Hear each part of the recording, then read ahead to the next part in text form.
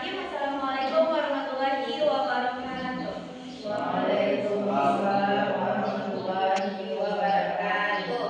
Apa kabar Anda semua? Alhamdulillah baik, Bu.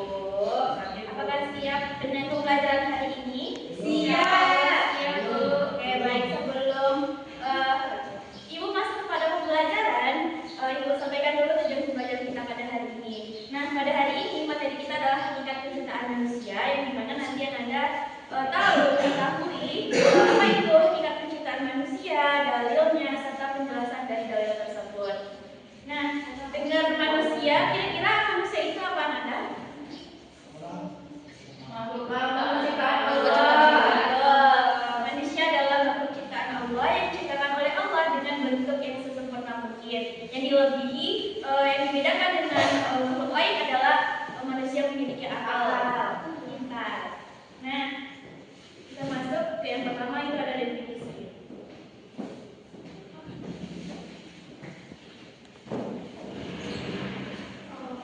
Nah, ketika kita membahas tentang hakikat penciptaan manusia, jadi yang kita bahas adalah apa itu manusia itu, apa itu penciptaan manusia, kenapa manusia diciptakan, tujuan manusia diciptakan, dan juga apa sih fungsi manusia itu diciptakan. Yang pertama, dalil yang akan kita bahas adalah surah Al-Mu'minun ayat 12 sampai 14.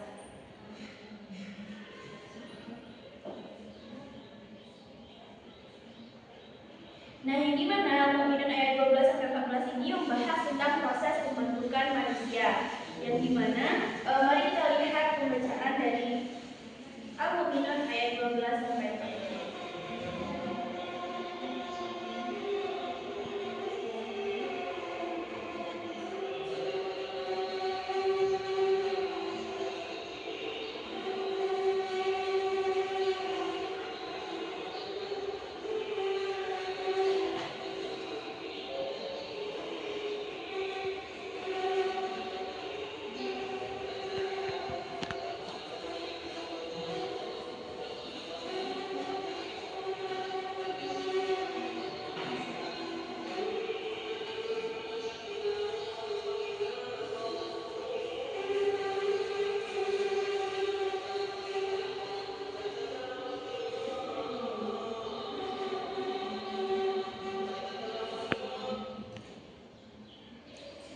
Nah, yang pertama kita bahas adalah surah Al-Mu'minun ayat 12 sampai 14, yang dimana bunyinya Bismillahirrahmanirrahim.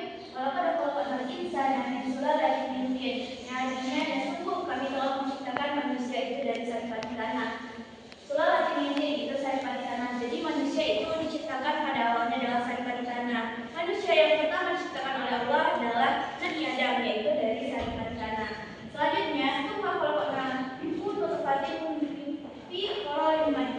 artinya kemudian kami menjadikannya air mani yang disimpan di tempat yang kokoh ataupun terakhir. Nah, setelah itu air mani adalah kalau di laki-laki itu namanya sel sperma, dan juga yang perempuan itu adalah di mana nanti terjadi pembuahan, yang dimana disimpan Allah itu di dalam rahim. Selanjutnya summa khalaqna nutfatan alaqatan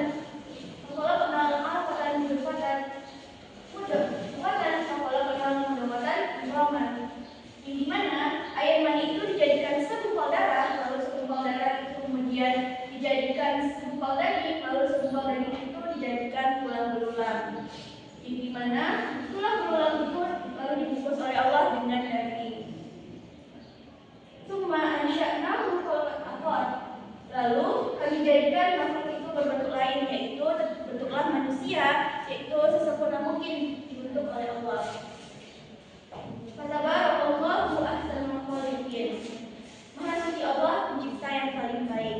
Nah, pada ayat ini kita ketahui bahwasanya manusia itu diciptakan dari air mani, lalu dijadikan jadi segumpal darah, lalu segumpal darah jadi segumpal daging, lalu dijadikan bentuk tulang belulang. Nah, tulang belulang itu dibungkus dengan daging, lalu terbentuklah yang namanya manusia di dalam rahim ibu.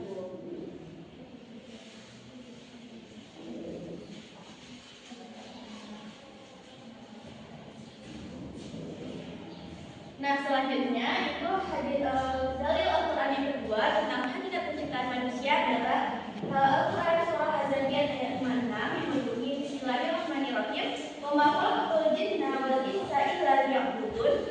Sesungguhnya aku tidak menciptakan jin dan manusia melainkan agar mereka beribadah kepadaku. Nah, pada ayat ini kita ketahui bahwasanya tujuan manusia itu diciptakan ialah untuk hanya beribadah kepada Allah Subhanahu wa taala. Selanjutnya kita masuk pada hadis.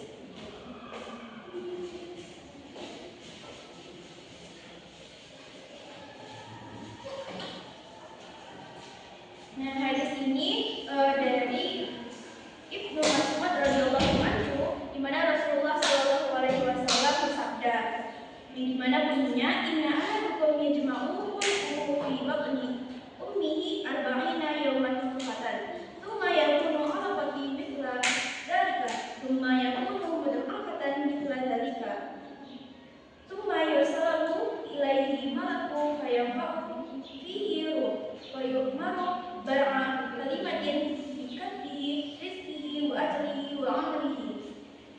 Nah, di sini artinya itu adalah sesungguhnya seorang dari kalian itu diciptakan, dikumpulkan penciptaannya dalam perut ibunya selama 40 hari, yaitu dalam bentuk nutfah, yaitu bersatunya sperma dengan ovum. Lalu kemudian menjadikan alaqah, yaitu segumpal darah. Lalu segumpal darah itu kemudian dijadikan mudghah, yaitu segumpal daging.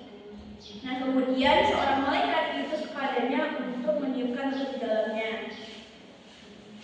Maka setelah itu hiduplah seorang bayi atau janin di dalam rahim ibu.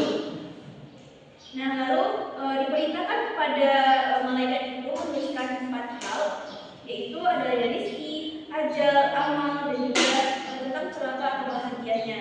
Nah, yang kita ketahui, malaikat yang mencatat semua itu adalah malaikat Raqib dan Atid, yaitu perbuatan buruk dan baiknya manusia. Dan mungkin ada